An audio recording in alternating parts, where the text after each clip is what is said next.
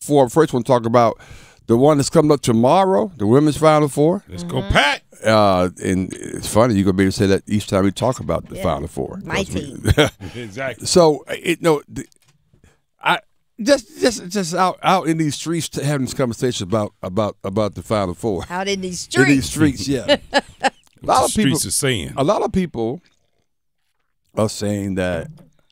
A lot of people picking. Well, let's pick the first game because you got the undefeated Gamecocks, South Carolina Gamecocks. They only lost one game last year, and that was unfortunately that was in the tournament. Mm-hmm. So they're undefeated again this year. They have an unbelievable team. Their second five is the second seed of the tournament. Somebody said it's like the second seed. It really is. That's no lie. Those girls are bad. But it's not her issue. Yeah. So that leads me to just think about, can the Wolfpack,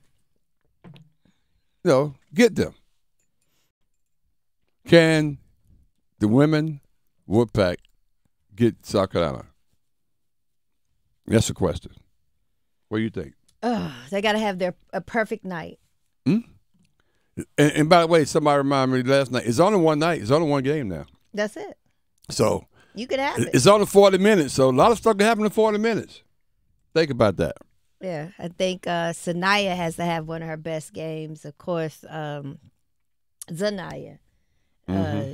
She's been averaging in 26, 27 points in the last couple games. Mm-hmm. They need her to step up and continue to do that.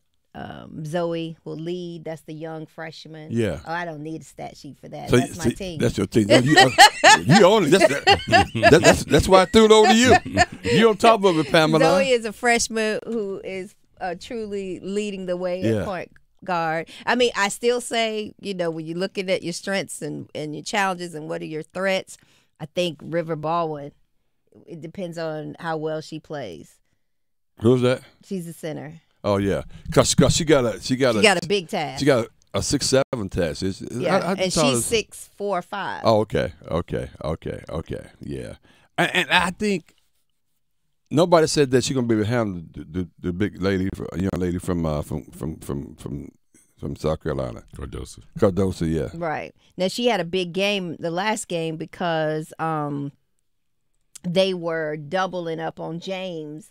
And Rivers would left her open, and she did well. I think she had like 16 points. She only averages around 10 for a big girl. So they're gonna double up on them too, probably. Yeah, because Cardoso, she's already declared for the WNBA, and of course Angel Reese did yesterday. We were talking about that. So I think Rivers is the key.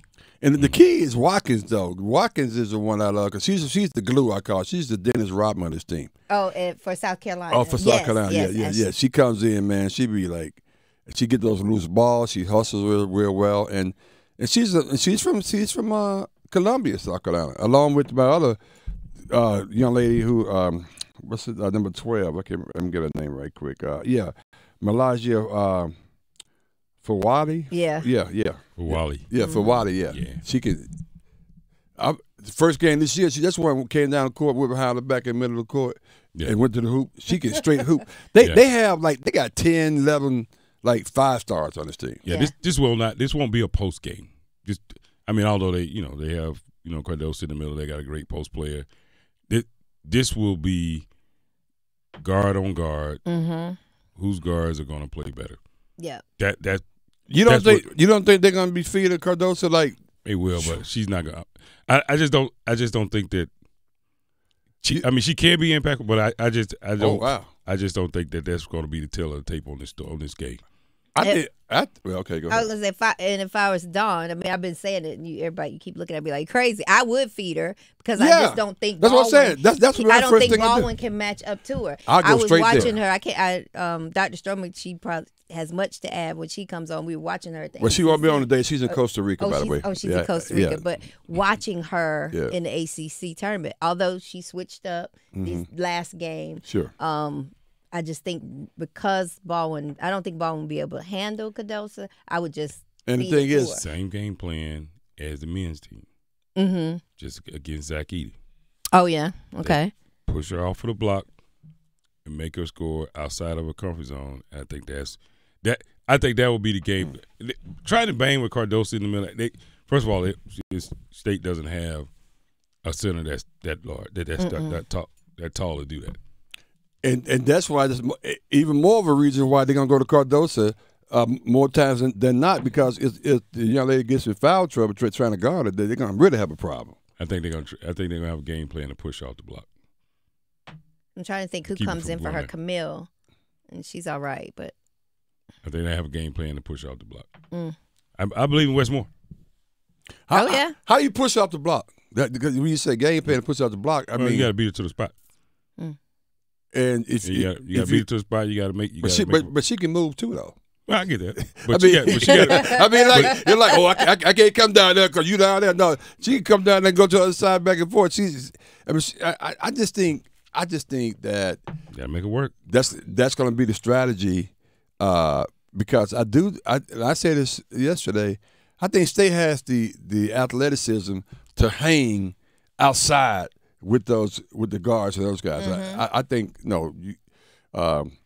definitely my favorite former Gamecock is Baby Joy. Baby Joy. Yeah. and Sanaya Rivers. Yeah, and she has everything.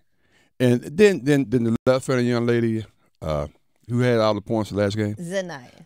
It's James. Okay, so let's get right. You got Sanaya and you got Zanaya. James. So Zanaya can shoot those threes. Yes. And then a young lady from Baltimore, I can't remember her name. She strolled too. The freshman, they got Zoe. they got some players athletically can hang with South Carolina.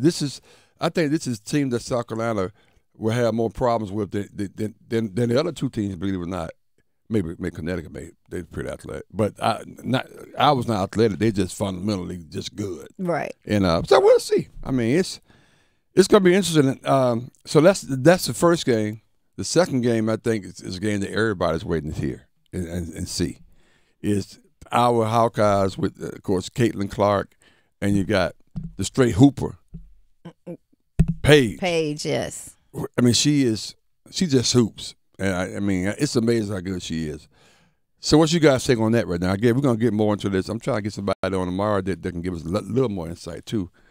Prior to the game, but I think that's going to be a really, really good game. I like watching Paige play. Mm-hmm. She's a shooter for sure, just like Caitlin. But I don't know. I would think Paige has a little more support. Okay. With the girls down low that can really shoot as well.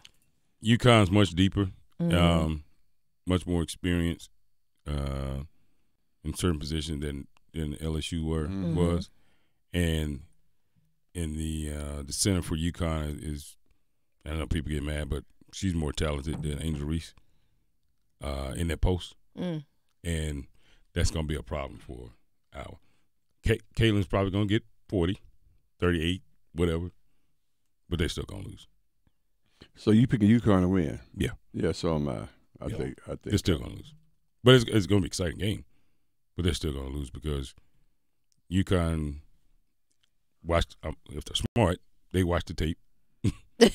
For sure. They watch the film, and they know that they're probably going to be able to score in the low post. Because I just don't see, we talked about Cardoso being, overmatched. I mean, being larger than outmatching State's post players. Yeah, it's even worse when you look at the center for UConn outmatching our post players. Mm-hmm. So that story is even worse when it comes to that. Wow. Okay. I think Connecticut wins because of their coach. What? Yeah. Gino. Man, Gino. He ain't won 100 championships because he can't. I mean, he got great players. But I saw him against USC, and I saw how he handled Juju. Mm-hmm. I saw how he handled. Calling those special plays, out of bounds plays, coming down the stretch, made sure Paige got the ball and how he set that up. He definitely outcoached USC's coach. Right. Absolutely. Right. He definitely outcoached her. Right. And I think that if I had to pick a coach in this scenario against ours coach, I'm picking Gino in this situation. And I think it may be the difference. It may be, but by the way, this game's gonna get probably the best ratings. You do realize the game the other night had 12.3.